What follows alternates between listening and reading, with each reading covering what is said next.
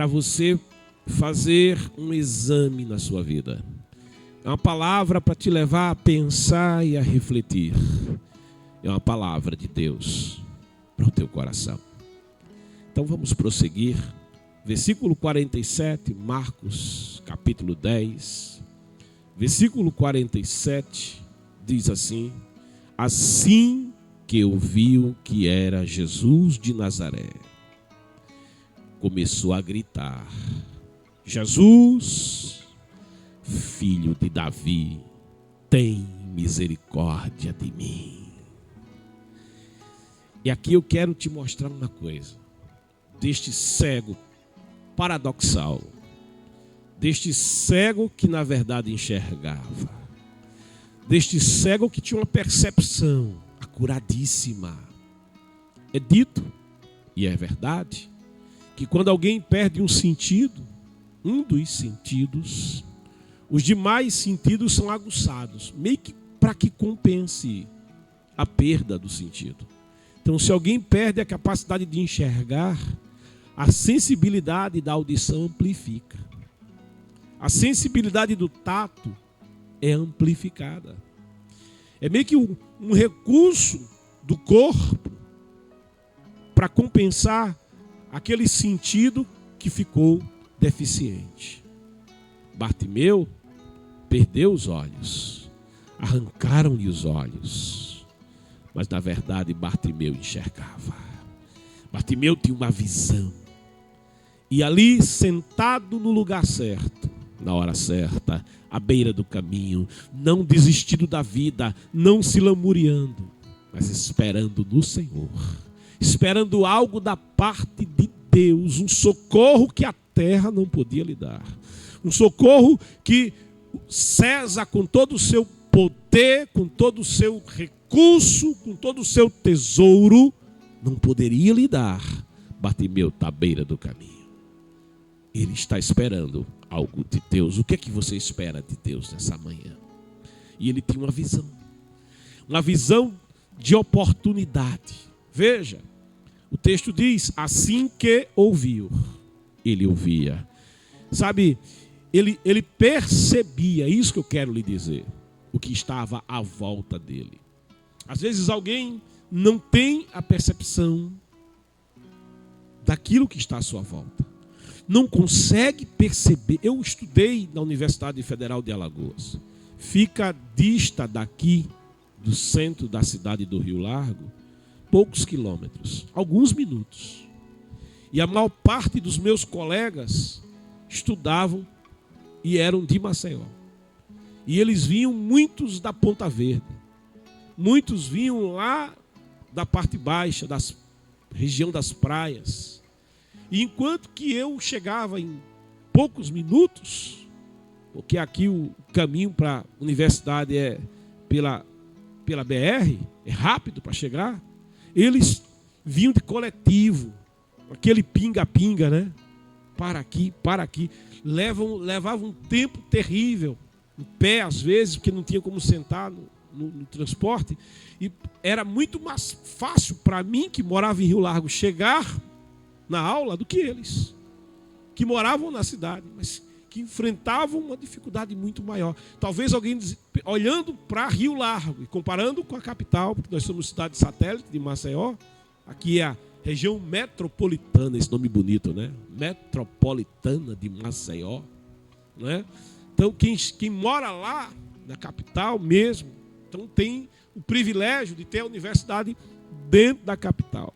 Mas a grande verdade é que alguém que nasce aqui no Rio Largo, que vive aqui no Rio Largo, tem mais campos universitários próximo da gente do que próximo daquele que mora lá no lugar mais caro da capital, que é a Ponta Verde. Por quê? Aqui pertinho está a Universidade Federal. Mais pertinho ainda, indo para Messias, entre Rio Largo e Messias, que é o próximo município, está um campus da Universidade Federal plantado dentro do território de Rio Largo, que é o campus Delza Agitaí. Outro campus universitário. Olha, se você olhar para a cidade do Rio Largo hoje, olhar para as antigas fábricas têxteis, que não existem mais, fechadas, só ruínas. e olhar para as dificuldades sociais, econômicas, e você pode até, como rio larguense, se entristecer e até reclamar: eu nasci no lugar errado, eu nasci numa terra com dificuldades. Essa é uma visão. E qual é a outra visão? É você ver as oportunidades que estão à sua volta. É você perceber: é mais fácil eu chegar no campus universitário do que os meus colegas, os meus amigos lá de Maceió, que moram nos lugares mais privilegiados da capital. Isso é uma outra forma de você ver. Estudando na universidade, eu me recordo que tinha uma turma lá que falava com dificuldade a língua portuguesa. Eles falavam meio embolado. E por que eles falavam embolado? Porque eles eram africanos. Africanos que, através de convênios com a nação brasileira, deixaram a África, atravessaram o Oceano Atlântico, moravam no centro, na República Universitária, para poder estudar. Veja, deixaram seus lares, deixaram seu país, um outro continente, atravessaram o oceano, vieram para um país que eles não conheciam sequer a língua. Falavam a língua meio embolado, com dificuldade. Um deles era o Jean, falava meio embolado, com dificuldade, porque não sabia a língua. Mas estava lá cursando a universidade. Aonde? Aqui pertinho do Rio Largo. Aqui, a 10 minutos de quem nasce no Rio Largo. Isso tem a ver com visão. Visão do que está à sua volta. Alguém olha à sua volta e não percebe o que há de bom à sua volta. Quem perde a visão, perde a capacidade de perceber o que há de bom à tua volta. Às vezes alguém olha e só tem motivo para reclamar, para se lamuriar. O apóstolo Paulo diz: em tudo somos atribulados. E aqui é a visão do povo de Deus saindo do Egito, encurralado entre o Mar Vermelho e o deserto, as montanhas e Faraó. Isso é estar apertado. Isso é estar apertado por todos os lados. Em tudo somos atribulados. Oh, glória a Deus. Atribulados, mas tem uma saída. Atribulados, mas Deus está presente. O inimigo está vindo aí, mas o Senhor ainda faz caminho no meio do mar. Quando Moisés é fustigado pelo povo e busca o Senhor, e o Senhor diz: Moisés, por que você está vindo a mim? O que é que você tem na sua mão? Moisés lembra: eu tenho o cajado de Deus. Então fere as águas, Moisés. Eu já coloquei na tua mão. Já está tão perto de você. Fere as águas, elas vão se abrir e vocês vão passar a pé enxuto. É Deus dizendo assim: o que depende de mim eu já fiz. O que depende de mim nesse deserto para a tua vida eu já providenciei. Eu coloquei na tua mão. Agora usa, Moisés, o que eu coloquei na tua mão. O que é que eu tenho que fazer? Pega o cajado, coloca na fechadura do mar, dá uma viradinha assim e as portas das águas vão abrir e há um caminho para você passar, há um caminho para você ir para o outro lado, há um caminho de escape, é uma porta de saída que Deus tem estabelecido para você neste deserto. Mas para você perceber, é preciso recuperar a visão perdida. O povo olhava, só via o mar. O povo olhava, via o deserto. O povo olhava, via a montanha. O povo olhava, via Moisés, via um velho. O povo olhava, via Faraó e o seu exército, sedento de vingança, sedento de sangue, e se via sem nada. Mas Deus olhava com um olhar diferente. Há uma visão que não é de baixo para cima, há uma visão que é de cima para baixo. Bartimeu tinha uma visão, tinha uma percepção e ele ouviu. Ele estava atento, ele estava ouvindo, e a despeito de ouvir, o crer vem pelo ouvir, e ouvir a palavra de Deus. Quando você se põe a ouvir, mas ouvir aquilo que alimenta a tua alma. Quando você se põe a ouvir, mas ouvir aquilo que edifica a tua vida. Quando você dá ouvidos, mas você passa a dar ouvidos à palavra que quer o teu bem. Quando você passa a dar ouvidos à orientação que quer o teu futuro, à orientação que quer o teu sucesso, à orientação que quer o teu êxito, à orientação que te diz avança, à orientação que te diz não desista. Oh glória!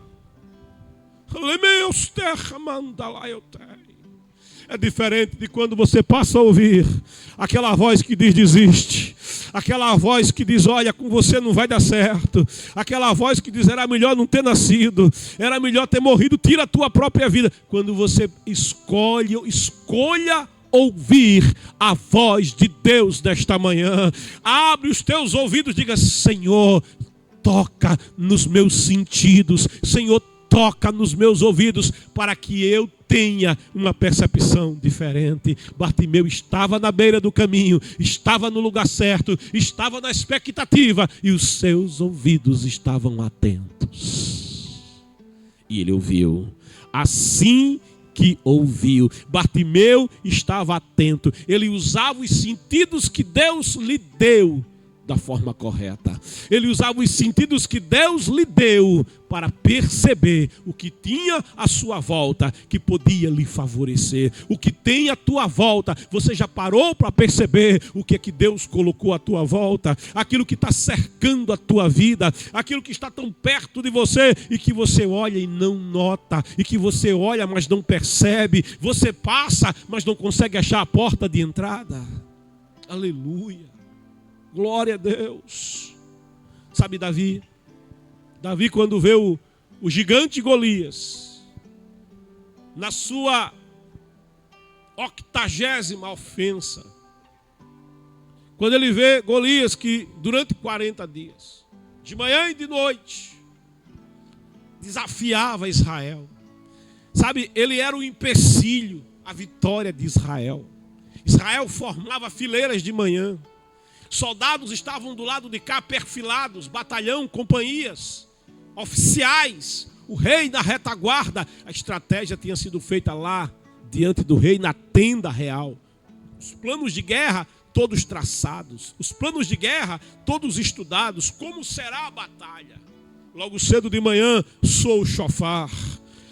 No meio daquela neblina, e os soldados se perfilam com armaduras leves, lanças na mão, escudo, espada, vão tomando posição, companhia após companhia, batalhão após batalhão. Eles estão lá, do lado de cá, do vale do Carvalho. O vale estava no meio, os filisteus formando fileiras do lado de lá do vale. Mas havia um problema, é que no meio da neblina, logo cedo de manhã, vem aquele sujeito gigantesco, quase 3 metros de altura, se movendo no meio da neblina. É um tanque de guerra? Não, que não tinha tanque de guerra. É uma árvore? Não, árvore não anda. É uma pedra que se move? Não, pedra não se move. Não, é um gigante mesmo. E aquele gigante vinha descendo. A sua couraça tem o peso da minha esposa, se bem que ela, graças a Deus, ganhou mais um peso. Mas era 57 quilos quando casou comigo mesmo. Era a couraça de Golias, mesmo peso. Ô glória, está com 60 e alguma coisa agora, graças a Deus. Não é? Mas lá vem ele. Grevas de bronze nas pernas. Capacete na cabeça. Sabe, era a armadura, era a maior tecnologia militar da época. Eram os povos que vieram do mar, os povos que tinham invadido até o Egito, povos que tinham invadido aquelas regiões que beiravam o Mediterrâneo, ali a região da Grécia. A história mostra os povos do mar, provavelmente originários de Creta, invadiram ali o Oriente nos dias de Abraão, 2000 anos antes de Jesus. Lá vinha aquele filisteu, e não só um filisteu, mas um gigante, um dos descendentes de Enaque, um dos grandes homens de grande estatura na terra. Lá vem descendo o filisteu e vem com a proposta, e ele vinha com o seu escudeiro, e ele vinha com lança, e ele vinha com escudo, ele vinha com a grande espada, e ele era guerreiro desde a sua juventude, muito seguro de si, muito maior do que todos que estavam ali naquela multidão de soldados militares. E ele diz: por quê? Por que morreria tanta gente? Não sou eu servo dos líderes da Filistia? Não são vocês servos de Saul? Vamos fazer aqui um acordo. Vamos fazer aqui um pacto. Me dê um homem que lute comigo, um homem que me enfrente. Se ele me vencer, a guerra está resolvida, ninguém morre mais. Os filisteus serão vossos escravos, mas se nós os vencermos, vocês nos servirão. E à medida que ele proferia e desafiava, eu desafio as companhias de Israel. Eu desafio as companhias de Israel. Me dá um homem para pelejar comigo. E o povo olhava e dizia: grande aqui somente Saul. Grande aqui somente o rei. Mas Saul estava tremendo de medo. Saul estava exatamente como os soldados da infantaria tremiam. Não era por conta do frio da manhã, tremia, era com medo do gigante, tremia, mas era com medo do desafio, tremia. Aí o rei, querendo achar uma saída, ele diz: olha, é o seguinte, quem vencer esse gigante não paga mais imposto de renda. Oh, sabe quanto é a carga tributária do Brasil? Imagine ficar isento e não pagar mais IPVA, ou ICM, não pagar mais iluminação, taxa de iluminação, não pagar mais, sabe, esse monte, essa carga tributária que pesa sobre a nação brasileira, cerca de 30%, 40% de peso. A gente trabalha janeiro, fevereiro, março, abril, vai entrando maio, está pagando imposto. Só para pagar imposto, a gente vai trabalhando 4, 5 meses no ano para sustentar o luxo do governo federal, estadual e municipal. Olha a carga que está sobre nós. Aí o rei diz: olha, é o seguinte, ó, não paga mais imposto, está livre do imposto. Mas ninguém aparece. Ninguém aparece para ficar livre de imposto e dizer: eu enfrento o desafio. Aí o rei melhora a proposta. Ele diz: não, faz o seguinte, eu vou, como diz o pastor aqui, lembrando o pastor José Antônio, vou enfeitar o maracá. O pastor usou essa expressão, achei tão interessante, expressão bem antiga. Eu vou enfeitar o maracá. Faz o seguinte: vai casar com a minha filha. Pronto, agora melhorou. Hein, Kennedy? Kennedy, dava para você, Kennedy, casar com a filha do rei? Ô, glória! Vai casar com a minha filha.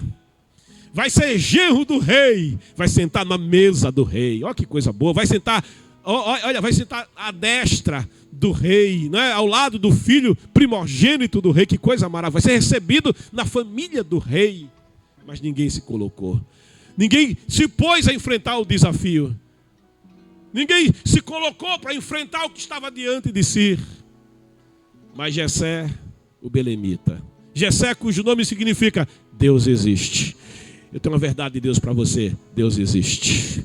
Existe o problema. Olha, fala para o teu problema: Deus existe. Problema, eu tenho um Deus. Um Deus. Grande não é o meu problema, grande é o meu Deus. Jessé, cujos filhos estavam na guerra, estava lá o Eliabe, estava lá o Abinadab, estava lá o Samar, e Eliabe querendo saber notícias do filho, como todo pai que envia o filho à guerra, está aflito. Ele chega para o caçula, ele chega para o Davizinho e diz: Davizinho, meu filho, deixa aquelas ovelhas no campo hoje, olha, arruma alguém para tomar conta do lado do rebanho, e faz o seguinte: toma esses 10 pães, toma esses 10 queijos, olha esse presente aqui para o capitão de 1000, aquele que tem a responsabilidade pela vida dos meus filhos. Eu quero fazer uma boa vizinhança com ele, para ele não colocar os meus filhos em aperto. Olha, vai lá, leva esses presentes, carrega aquele burro e chega lá e me traz notícia dos meus meninos. E como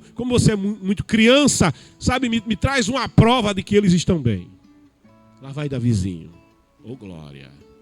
Lá vai Davizinho, mas Davizinho era cheio do Espírito de Deus. Lá vai Davizinho, mas Davizinho tinha uma visão de Deus. Lá vai Davizinho, mas Davizinho tinha comunhão com Deus. Lá vai Davizinho, mas Davizinho, Davizinho era amado do coração do pai. Lá vai Davizinho, né? Mas com Davizinho vai a presença do Senhor. Com Davizinho vai o Espírito de Deus. Com Davizinho vai a presença do Senhor. E quando ele chega de manhã e ele escuta as ofensas do filisteu, ele escuta o desafio do filisteu, aí o Espírito Espírito de Deus está na vida de Davi. O Espírito de Deus que não estava na vida de Saul, mas estava na vida de Davi. Ele faz Davi se incomodar com aquilo e diz: quem é esse? Quem é esse? Não é um gigante. Quem é esse? Não é um soldado. Quem é esse? É só o incircunciso filisteu que desafia as companhias, o exército do Deus vivo. Oh, glória! E ele começa a falar: quem é esse? Quem é esse? E a notícia vai se espalhando. A notícia vai se espalhando. Alguém diz: tem um doido aí. Tem um maluco aí. Tem um garoto aí, pequenininho. Pequenininho, não é a tua estatura. Não é o teu tamanho. Não é a tua força. É o Deus que está na tua vida. É o poder daquele que está na tua vida que faz a diferença. Quem é esse? Chegam diante do rei, contam: rei, tem um aí que está querendo ser teu genro. Tem um aí que não quer mais pagar imposto. Quem é ele? Manda chamar. Aí quando Davi entra na tenda do rei, que o rei olha para ele, nem barba tinha. Oh, glória! Eu me lembro que quando eu comecei eu nunca tive barba muito cheia, sabe? Mas o pouco que Deus me deu, okay, como todo adolescente, quando a barba começa, a gente vai no espelho, dá uma olhadinha, né, Kennedy? Oh, glória, eita, estou ficando homem. A voz ainda é fina, mas começa a falar meio grosso, né, Kennedy? Que é pra, olha, agora eu sou homem. Oh, glória. O rei olha para ele e diz: mas nem barba tem. Olha, contra esse, olha a palavra do rei. O que é que você escuta ouvir nessa manhã? Olha a palavra do Saul sem o Espírito de Deus. Olha a palavra do Saul em posição de autoridade, mas fora da posição na presença de Deus. Olha, contra esse incircunciso filisteu, você não pode. Você não pode. O não entrou, mas voltou. Oh, glória. Porque no coração de Davi ardia algo que dizia: posso todas as coisas. Posso todas as coisas naquele que está na minha vida. Posso todas as coisas naquele que está comigo. Maior é o que está comigo, mais elevado é o que está comigo, porque ele é aquele que se assenta no alto sublime trono. Ele é aquele que faz da terra estrada, apoio para os seus pés, para que os moradores da terra são como insetos, são como gafanhotos aos seus olhos. Ele é o Senhor Todo-Poderoso. Você não pode, mas o coração de Davi dizia: eu posso. E quando Davi teve a chance de falar, ele disse: deixa eu dizer o meu currículo para você, ó rei. Vinha o leão tentando atacar as ovelhas de meu pai Jessé, lá em Belém, lá em Efrata, nas campinas verdejantes. E vinha ele querendo devorar o cordeirinho, vinha ele querendo se alimentar do cordeirinho. Eu saía após ele, me atracava com ele, com a juba dele, e eu o vencia, e eu prevalecia contra o leão. Vinha o urso, e o urso se acha gigante. A primeira coisa que o urso faz quando vai brigar é ficar sobre duas patas. Ele é quadrúpede, mas na hora da guerra, na hora da batalha, a primeira coisa que o urso faz é ficar sobre... Ele vira um bípede e levanta as garras e mostra os dentes, e quer ser o grandão, quer ser o mandão da floresta. Mas diz Davi, e vinha o urso, e ele ficava ali bípede, sobre duas patas, mas eu ia após ele, e eu enfrentava, e eu o vencia, e eu lhe tirava o cordeiro das garras e preservava a vida do cordeiro. Olha, assim como Deus estava comigo e está comigo e me fez prevalecer contra o leão, contra o urso, assim será contra esse incircunciso filisteu. Aí Saul diz: não tem jeito, ele quer morrer mesmo. Toma aqui, meu filho, pelo menos você vai morrer com a minha couraça. Toma o meu escudo, toma o meu elmo, toma a minha armadura. Mas Davi diz: olha, a tua armadura é feita para você, não serve para mim. Oh, glória! A armadura que ardia no coração de Davi chama-se capacete da salvação. A armadura que ardia no coração de Davi chama-se couraça da justiça, cinto da verdade. A proteção para os seus pés é a lâmpada chamava a palavra de Deus. O escudo que ardia no coração de Davi é um escudo chamado escudo da fé. A espada que empunhava Davi era a espada chamada espada da verdade. Espada do Senhor estava na sua mão. Ele diz: eu não preciso, rei, dessa armadura, não sei usar, nunca batalhei com essas armas. As armas que eu batalho é com a armadura de Deus. As minhas armas não são carnais, as minhas armas são espirituais, as minhas armas são poderosas em Deus. Oh, glória! E vai Davi descendo ao vale. E como todo vale tem um riachinho, ele dá uma passadinha nas águas. Passa nas águas. Ele me conduz às águas tranquilas. As águas frescas. As águas Cristo no meio da guerra. No meio da batalha ele tem refrigério para minha alma. Olha, tem alguém passando por guerra aqui. O Espírito Santo me revela, mas recebe refrigério da parte de Deus no meio desta tua guerra, no meio desta tua batalha. Oh, recebe águas que descedentam a sede, águas que saciam a alma, águas que te fazem renovo nesta hora. Bebe das águas do Espírito nessa manhã. Bebe das águas do Senhor nesta manhã. Davi se agacha, bebe um pouco daquela água, procura uns seixos. 5 seixos. Oh, glória! E aí eu quero fazer aqui uma não é nem hermenêutica nem exegese, mas é uma arrumação de pregador. É uma arrumação de pregador. Aleluia. 5 cestinhos. Eu me lembro logo do nome de Jesus. O que é que eu posso fazer? Se o nome de Jesus tem 5 letras na minha língua. Oh, glória. Ele pega aqueles 5 seixos. J-E-S-U-S. E ele toma aqueles 5 seixos, bota no alforje, pega a peteca. Que a Bíblia chama de funda, né? Mas era uma peteca. Oh, aleluia. Era uma peteca. Eu brincava muito de peteca quando era menino. Pensa como eu gostava. A molecada do meu tempo de infância não tinha celular na mão, tinha peteca. Caçamba feita de pneu de japonesa, sandália japonesa, fazia os pneus, fazia de madeira, com latinha de óleo. Eu fiz tanto isso na minha infância. Oh, glória! Sabe, ele pega a peteca de pastor. Ele pega o cajado de pastor. É o que ele tem na mão.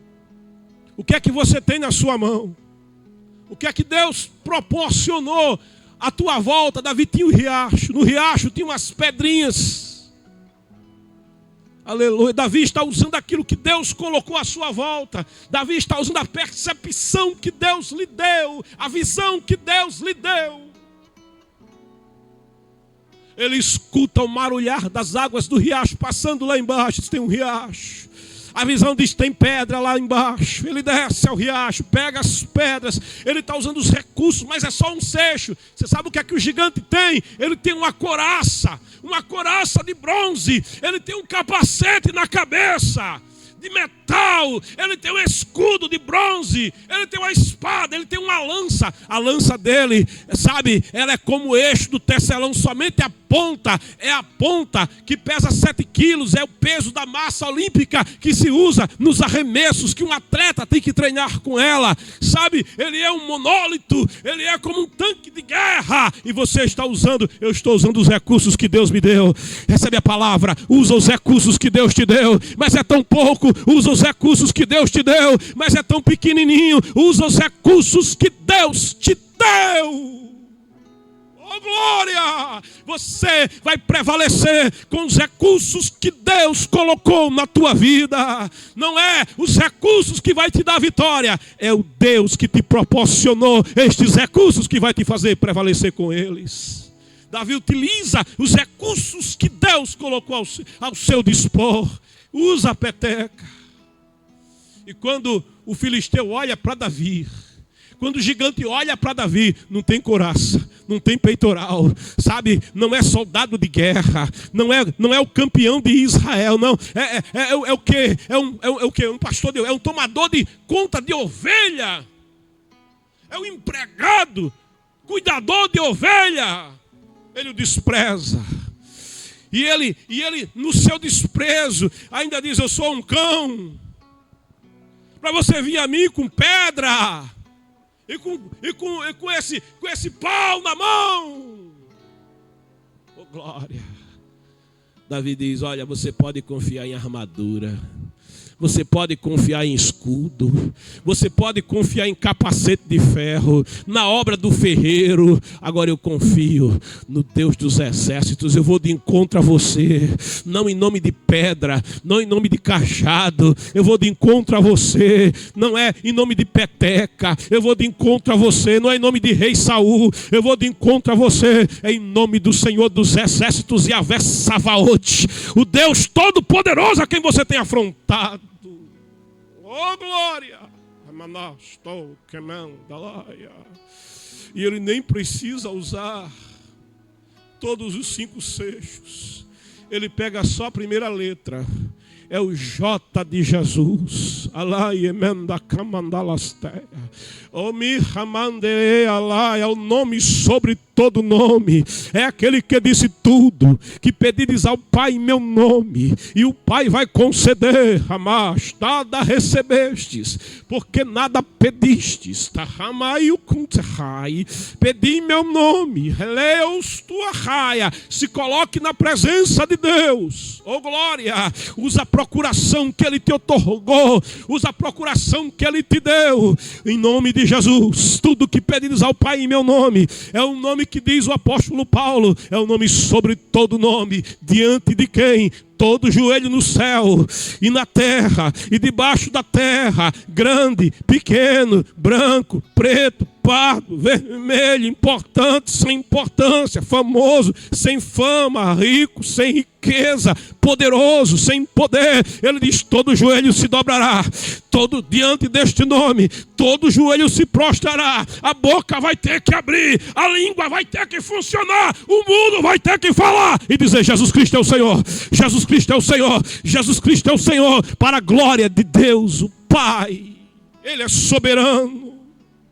Eu vou de encontro a ti, em nome dele. Ele pega o J, dá uma esticada naquela funda, dá uma girada naquela funda. Oh, glória! Lá vai! Aleluia! Bem no alvo, bem na testa. Oh, glória! E Davi prevaleceu com os recursos que Deus lhe deu.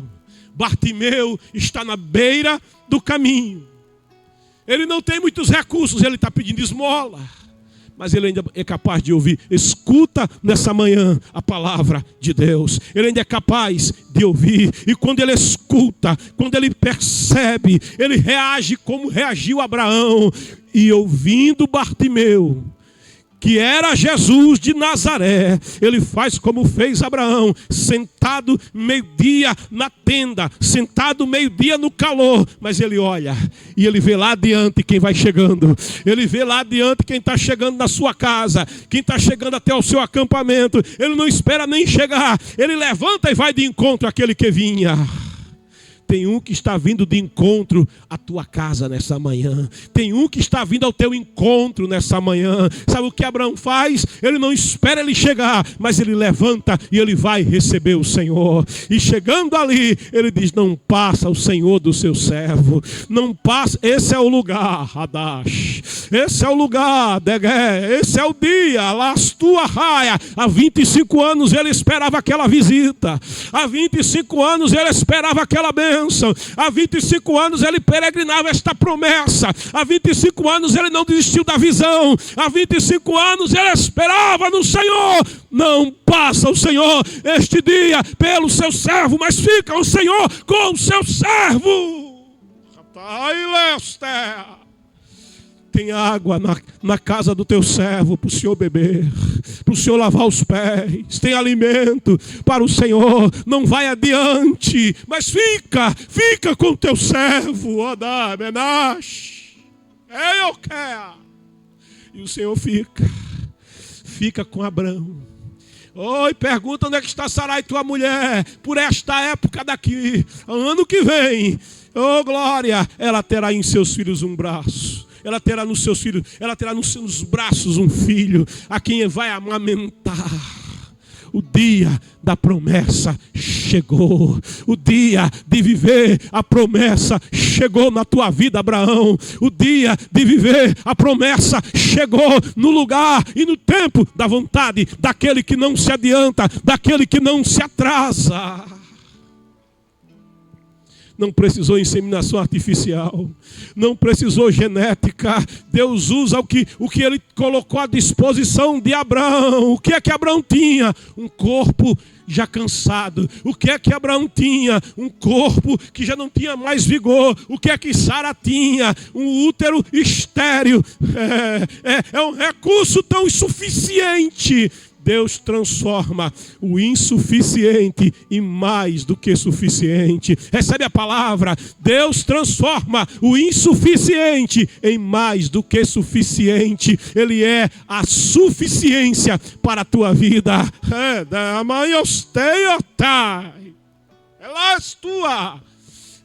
Não é o recurso, é quem provê o recurso. Não é o recurso, é a presença de Deus na tua vida.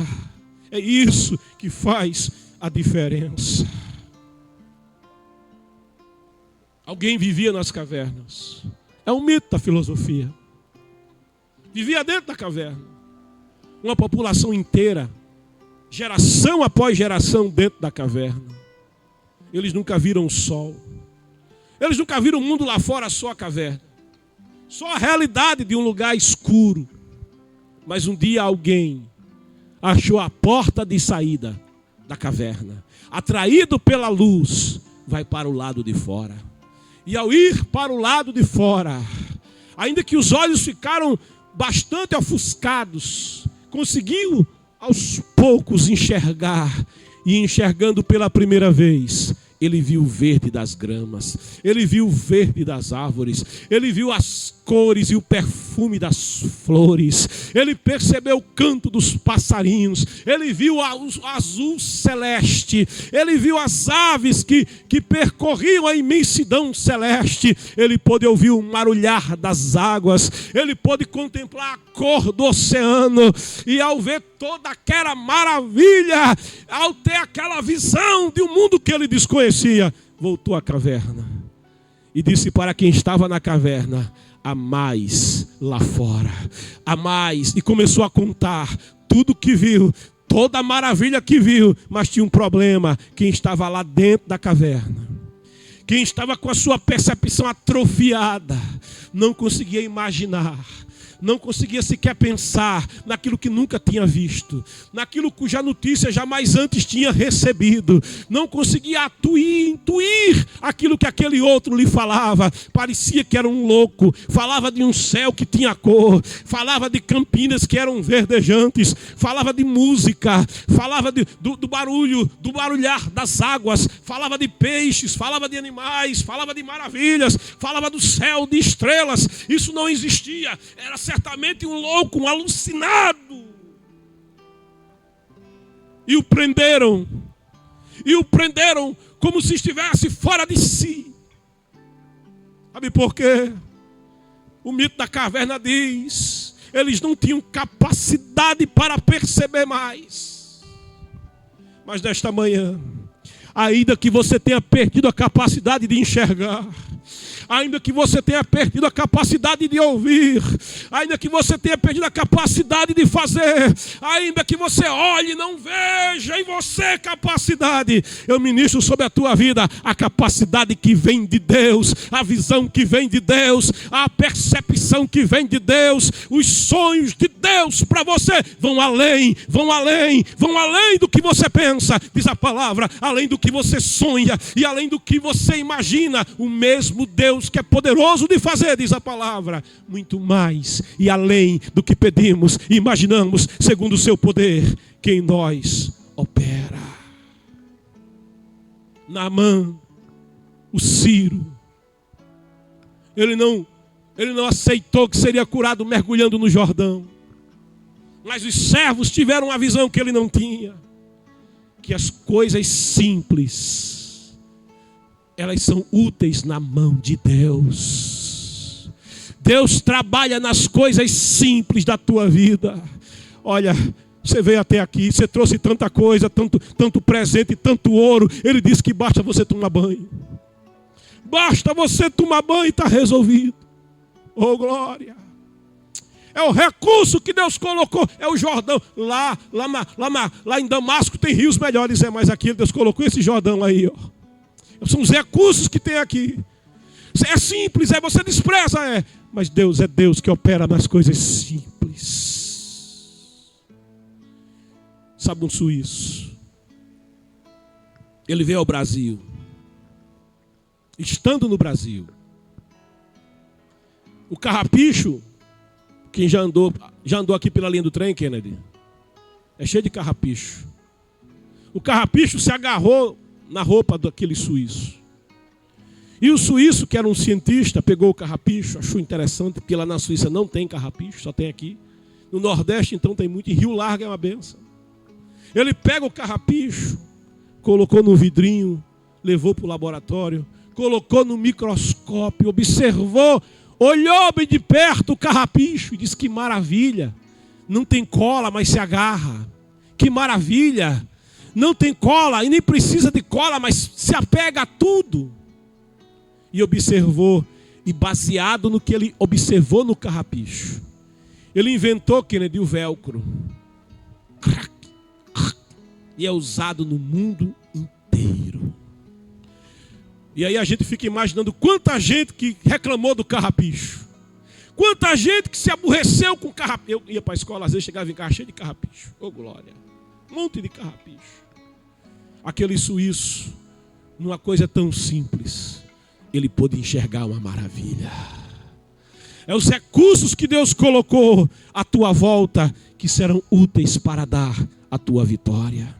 Mardoqueu, quando sabe que o rei queria uma rainha, ele olha para sua sobrinha, ele cativo da guerra, a sua sobrinha cativa da guerra, não era cidadão, não era um cativo, mas ele olha para a sobrinha, ele não era presidente, ele não era governador, ele não era rei, não, mas ele olha para a sua sobrinha Radassa e diz: a minha sobrinha já é uma rainha desde que nasceu. A minha sobrinha, ela tem porte de rainha. Mas essa moça cuida da tua casa. Essa moça quem limpa a tua casa. Mas ela é uma rainha. Ele enxerga numa percepção de Deus a rainha que estava na sua casa. Oh, glória! E Esther vai cair no coração da corte e no coração do rei Assuero. E ela será rainha. Oh, aleluia. Porque Deus não depende, sabe, de grandes coisas para fazer. Deus usa aquilo que está bem perto de você para te dar a tua bênção. Bartimeu percebe Jesus na multidão. E quando ouviu que era Jesus de Nazaré, começou a gritar: Jesus, filho de Davi, tem misericórdia de mim. Nessa manhã, abre os teus ouvidos, abre a tua visão, olha a tua volta. Há recursos que Deus colocou à tua volta. O que devo fazer? Vem para Jesus. O pouco que você tem com quem Jesus é, junta o que você tem com Jesus nessa manhã. Jesus, filho de Davi, tem misericórdia de mim. Clama a mim, diz a palavra, e responder-te-ei. E anunciei coisas grandes e firmes que não sabes. Guarda esta palavra. Outro dia, a gente prossegue nesta reflexão, neste aprendizado com o paradoxo de um cego. Eu quero orar por você. Pai querido e santo, eu te louvo pela tua palavra. Eu te louvo, Senhor, por por este aprendizado, por percorrer estes caminhos na tua palavra nessa manhã. Essa palavra eu sei tem endereço. O Senhor me falou que queria tratar de um jeito diferente aqui. Oh, mas torrandalai o shahadai o kamalai. E aí o camandou a candalai. Porque, Senhor, há sonhos que estão emperrados, há vidas que estão emperradas, há propósitos que estão emperrados, mas Tu és o Deus que desemperra. Aleluia. Tu és o Deus que tira do monturo para fazer viver as tuas maravilhas e as tuas promessas. Eu te peço, Espírito Santo, Espírito de Deus, toca no ouvir, toca na visão, toca na percepção nesta hora. Senhor, da visão, da percepção, Pai querido, aquele e aquela que está ouvindo a Tua palavra, aquele e aquela que necessita de uma direção na vida, aquele e aquela que necessita, Senhor, de uma percepção, mas da Tua percepção para enxergar as Tuas providências, as Tuas maravilhas à sua volta, para viver o melhor de Ti, Senhor, nestes dias, ó Santo de Israel. Pai, abençoa os nossos internautas. Pai, aquele e aquela que nesta hora ora comigo e confia, e coloca diante de Ti uma causa e um propósito, estende Tua mão, Senhor. Oh glória, aquele que diz Jesus, Filho de Davi, aquele que se volta para Ti, Senhor, da sua pouca força. Ah, Pai querido, da sua pouca força, mas confia em Ti. Com o seu pequeno recurso, mas confia em Ti. Coloca na Tua mão, toma na Tua mão, Pai querido.